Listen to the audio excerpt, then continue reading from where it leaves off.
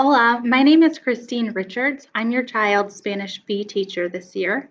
Tonight in this video, I just wanted to share with you some brief information about each of these topics: the general class information, class expectations, grading information, things that we'll learn, and how to contact me if you have any questions or concerns. So the general course information, we use a proficiency-based curriculum. So the goal for the end of this class is for every student to be speaking at least a novice high level. So that means that whenever they encounter a new text or a new situation, they can identify the main ideas and basic information about familiar topics when they listen and read. They can ask and answer questions in a conversation on familiar topics using simple sentences. And they can present on familiar topics using memorized phrases and short, simple sentences. Okay.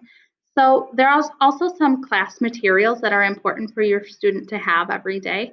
Those are a charged Chromebook, a pencil, headphones, and earbuds. Occasionally, they will also need markers or colored pencils, scissors, glue, things like that.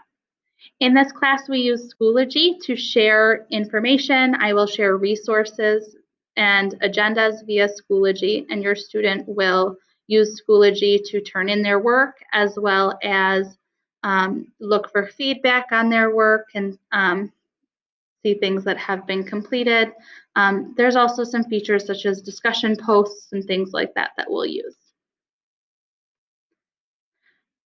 This page talks about just our class expectations. We have expectations that we've reviewed as a class for in-class as well as for virtual learning.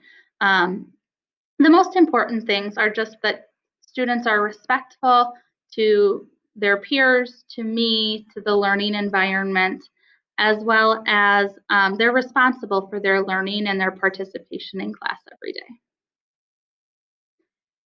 The grade breakdown is important. So 10% is homework, classwork. Homework and classwork are usually graded on completion.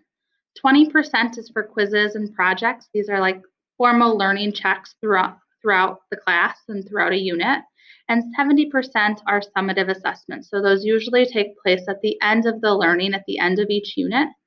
You'll also notice some grades that are formative assessments. Those are informal learning checks throughout the way. They just kind of give you a snapshot of the progress that your student is making. They give students an idea of if they need to study more or if they're on the right track. And I'll use them to plan for our future learning goals and our future class activities so that the things that we're doing are really meaningful and helpful to students and their progress. These formative assessments don't count as grades for students, so they'll be used for feedback, but if you see them in the grade book, they don't actually affect a student's grade. The only things that do are those homework and classwork things, quizzes and projects, and summative assessments. We're going to learn a lot of things that are high frequency subjects, things that students like to talk about. We start with Unit 4 because students learned Units 1 through 3 in Spanish A last year. And so this is the second half of Spanish 1. We're going to start by talking about clothing and what people wear in different situations and when they do different activities. We're going to be doing a novel study on a book called Tumba. And we'll be also talking about food, what your students typically eat throughout the day, as well as what other people in different countries might usually eat, and some traditional foods. And the last unit is all about trips and vacation activities that someone might do on a summer break or a travel when they're traveling or when they're having a break at home. Okay. So I'm looking forward to this year with your student. This last slide has some information just about me that you can reach out and contact me if you need to. Email is probably the best way to reach me, but certain topics I know are best discussed via phone. So you can contact me either way, whichever is your preference. I always try and respond to emails within 24 hours. The times that are best to reach me are during my plan periods. So third hour, which is 10:10 to 10:56, and sixth hour, which is 12:56 to 1:50. Those are the times that I'm usually available and am able to respond most quickly to emails.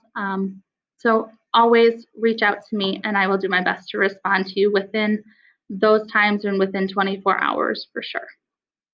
It's been really nice sharing this information with you. If you have questions about it, please feel free to contact me, and I look forward to working with you throughout this year. Adios.